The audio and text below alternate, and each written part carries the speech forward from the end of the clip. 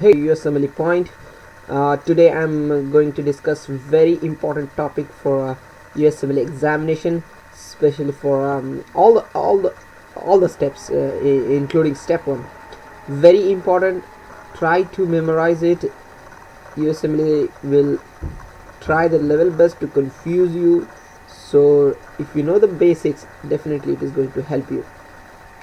Okay, before starting this topic, I would request you to please subscribe to my channel and please comment and like. Okay, let me start with this. As I told you, I don't take much time. I have completed nearly all the subjects for endocrinology, then GIT, gastroenterology. So I will be soon uploading more videos. Okay, so let me start with this.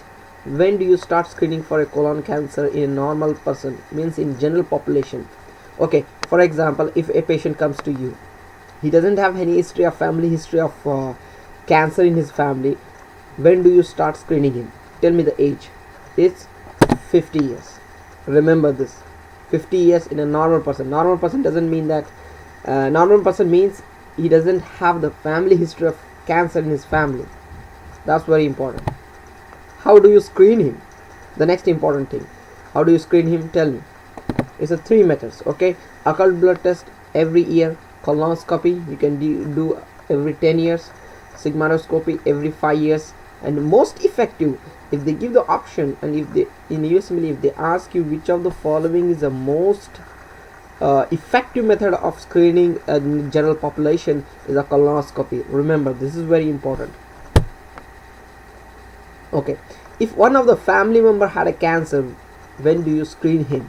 So suppose a 46 year or something age patient comes to your clinic. I will give an example later. Comes to your clinic and he says his uncle died of a cancer. So when do you start screening him? For a general population, we start screening at the age of 50 years. What about the family history? Okay, it's a 40 years or a 10 years earlier. What does it mean? 40 years, or if, for example, if his uncle has died, right? So you should start screening him at the age of 40 years.